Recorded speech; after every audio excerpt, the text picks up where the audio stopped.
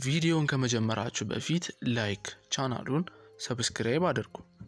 በአንድ ወቅት በትንሽዬና ሰላማዊ መንደር ውስጥ የሚኖሩ ሁለት ጎረቤቶች ነበሩ። ሃሪና ኮል ይባላሉ። ሁለቶችም አዳኞች ናቸው። ሃሪ እጅግ በጣም ጠንካራና ታታሪ የሥራ ሰው ነው። የሚኖረውም ከቆንጆዋና ከታታሪዋ ሚስቱ ጋር ነው። ሚስቱም እጅግ በጣም ነው የምትወደው። እሱም በተመሳሳይ መልኩ ፍቅራቸው በጣም ደስ ይላል።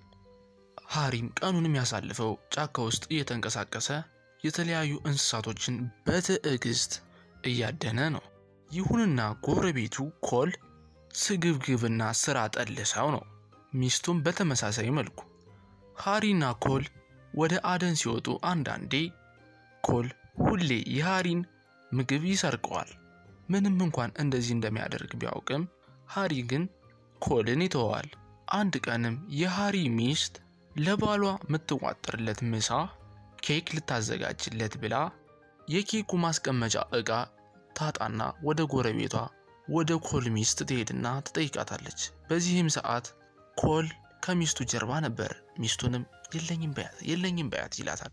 ሚስቱም እኛ ድሆች ነን፣ ምንም አይነት ዕቃ የለንም በማለት የሃሪ ሚስት ታሰናብታታለች። የሃሪ ሚስትም እንደምንም ብላ ቢሆን ኬኩን ትቋጥርለትና መልክታቸዋል። ጦጣዎችም ከሩቅ ኬኩን ይመለከቱና እንዴት የሚጣፍጥ ኬክ ነው፣ ሂደን እንብላ ጓደኞቼ ይባባሉና ሽታው ስለተመቻቸው ሊበሉት ይወስናሉ። ነገር ግን ሃሪን ሲመለከቱት ፈሩ። ቢሆንም ግን እርቧቸው ስለነበረ ለመብላት ይወስናሉ። ሃሪም ተኝቶ ስለነበረ ጦጣዎቹ ኬኩን እያነሱ በደንብ አድርገው ይበሉታል። በጣምም ጣፍጧቸው ነበር። በጣምም ብዙ ስለነበረ እየተሳሳቁ መብላታቸውን ተያያዙት። ድምጻቸውም ሲንጫጩ ሃሪን ይቀሰቅሰዋል። እሱም ሙሉ ኬኮችን በሉብኝ በማለት ተደናገጠ። ይሁንና ሲመለከታቸው በደስታ እየበሉት ነበር። ሃሪም እነሱ እንዳይደነግጡ በማለት ምንም አላላቸውም።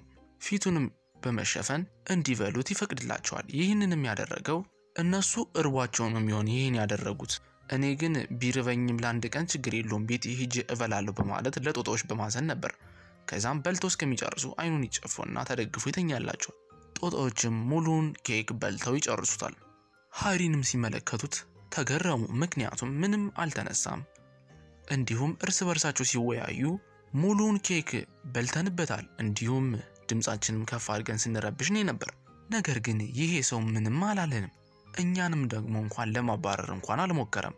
ለምንድነው እያሉ መወያየት ሲጀምሩ አንደኛው ጦጣ ምናልባት ሰው አይደለም፣ ይሄ የኛ ፈጣሪያችን ነው፣ እኛን እርቦን ሲመለከተን እነዚህን ጣፋጭ ኬኮች አምጥቶ እየሰጠን በማለት ያሳምናቸዋል አንደኛው ጦጣ። ከዛም ሁሎችም ይሄ የኛ ፈጣሪ ነው በማለት ሁሎችም ይሰግዱለታል ዝቅ እያሉ። እነሱም ፈጣሪያችን እናመሰግናለን ስለሰጠህን ምግብ እያሉ መስገዳቸውን ቀጠሉ። ይህንንም የተመለከተው ሃሪ ምንም አልተንቀሳቀሰም፣ ምክንያቱም እስኪ የሚሆነው ነገር እስከ መጨረሻው ልመልከት ብሎ ነበር። ከዛም አንደኛው ጦጣ ለምን ፈጣሪያችን ከሆነ ግን እዚህ ተቀመጠ በማለት ጥያቄ ያነሳል። ሌላኛው ደግሞ አይ እኛ ስለራበን እኛን ለመርዳት እዚህ እየጠበቀን ነው በማለት ይናገራል። እነሱም ይሄ ፈጣሪያችን ስለሆነ እዚህ ጫካ ውስጥ ትተነው ልንሄድ አይገባም በማለት ወደ ምርጡና ማራኪው ተራራ ይዘነው ልንሄድ ይገባል በማለት ይነጋገራሉ። ከዛም ሃሪን በተኛበት ተሸክመው ጦጣዎች ቃስ አድርገው ጉዞ ይጀምራሉ። ሃሪም የሚፈጠረውን ነገር ማየት ስለፈለገ ምንም እንቅስቃሴ እንዲህ ምልክት አላሳየም። ጦጣዎችም ይሄ የኛ ፈጣሪ ነው፣ ደስ ይላል፣ በቃ የተባረከ በራበን ሰዓት ነው የደረሰልን እያሉ እሱን ያመሰግናሉ። ይዘውት እየሄዱ ወደ የትኛው ተራራ እንውሰደው ይባባሉና ብዙ ኬክ ነው ሆዳችን እስከሚፈነዳ ድረስ እንድንበላ ያደረገን፣ ወደ ወርቃማው ተራራ ልንወስደው ነው የሚገባ በማለት ይነግራቸዋል። ከዛም ይስማሙና ከረጅም ጉዞ በኋላ ወርቃማ ተራራ ላይ ይደርሳሉ። ሃሪም አይኑን በመግለጥ ሲመለከት አላመነም። እጅግ በጣም ብዙ ወርቅ ነው የነበረ ተራራው ላይ። እነሱም ወርቁ መሃል ላይ ያስቀመጡትና ይሄ ፈጣሪያቸው ስለመሰላቸው መስገዳቸውን ቀጠሉ። ሁሎችም በየተራ እየመጡ በጣም ብዙ ወርቅ እየሰገዱ ፈጣሪያችን እያሉ ይሰጡታል። እናም ከጥቂት ደቂቃዎችን በኋላ ትተውት ይሄዳሉ። መሄዳቸውንም ከተመለከተ በኋላ ሃሪ ይነቃል። በህይወቱ እንደዚህ አይነት ወርቅ አይቶ አያውቅም። ከዛም የሚችለውን ያህል በቦርሳው ውስጥ ወርቅ ከከተተ በኋላ መንገድ በመፈለግ በመጣበት ተመልሶ ይሄዳል። ወደ ቤቱም ሲመለስ በጣም ብዙ ወርቅ ይዞ ነበር የገባ። ከዛም ጠረጴዛውም ጋር ሲያስቀምጠው ሚስቱ በጣም ደነገጠች። ምክንያቱም እንደዚህ አይነት ወርቅ በህይወቷ አይታ ስለማታውቅ ነው። ከዛም ለሚስቱም የተፈጠረውን ነገር በሙሉ ይነግራታል። እነሱም ሀብታም ስለሆኑ እጅግ በጣም ደስ ይላቸዋል። እናም ይሄንን በማስመልከት ጥሩ ዝግጅት ልናዘጋጅ ይገባል በማለት ጥሩ ዝግጅት ያዘጋጃሉ። እንዲሁም ኮልንና ሚስቱን ጎረቤቶቻችንንም ልንጠራቸው ይገባል በማለት ይነጋገሩና ይጠሯቸዋል። እጅግ በጣም የሚያምር የሀብታም ድግስም ደግሰው ኮልንና ሚስቱን ይጠሯቸዋል። እንዲሁም ልብሳቸውንም ቀይረውት ነበር።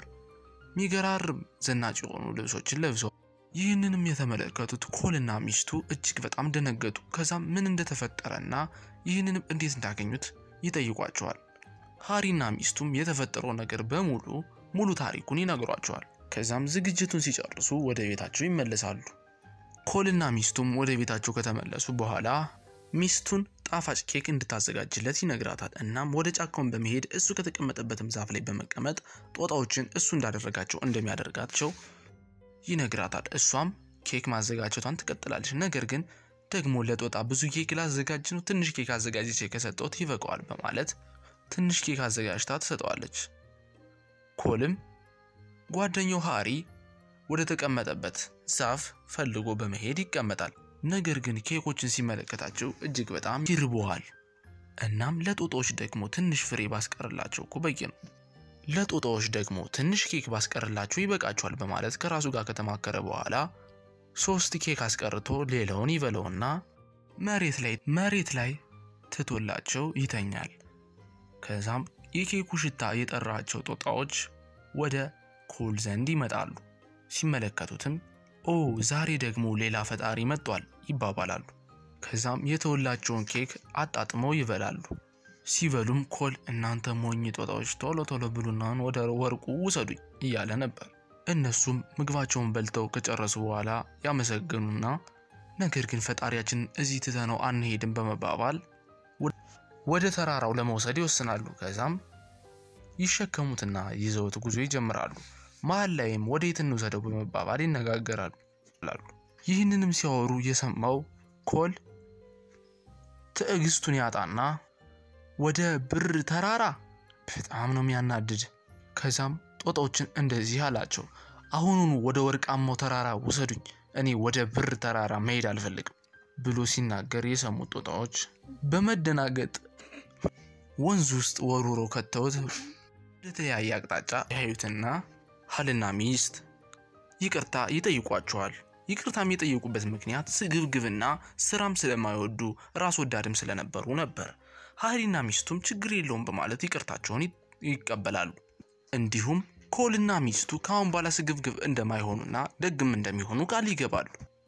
ሃሪና ሚስቱም ችግር የለውም ሐሳብ አይግባችሁ፣ እኛ ጎረቤቶች ነን፣ ጓደኞች ነን በማለት ቀና መልስ ይመልሱላቸዋል። ከዛን ቀን ጀምሮ ሁለቱም ጎረቤቶች ጠንካራና ጥሩ ፍቅር ኖራቸው። ሁለቶችም ደጎች ናቸው። ከጊዜም በኋላ ሃሪና ሚስቱም ጠንክረው በመስራት ትንሿ ቤታቸውን በማሳደግ ዘመናዊና የናጠጠ ቤት ያደርጉታል። እንዲሁም ከምንጊዜውም በላይ በደስታና በፍቅር መኖራቸውን ይቀጥላሉ። የዚህ ተረት መልእክት ስግብግብና ራስ ወዳድ መሆን እንደሌለብን፣ ለሌሎች ሰዎች ጥሩ ነገር ማድረግና ደግ መሆን ጥሩ ዋጋ እንዳለውና ራስንም እንደሚጠቅም ነው። ቪዲዮውን ላይክ፣ ቻናሉን ሰብስክራይብ በማድረግ በየዕለቱ አስተማሪና ቁም ነገር አዘል ተረቶች እንዲደርሶት ያድርጉ።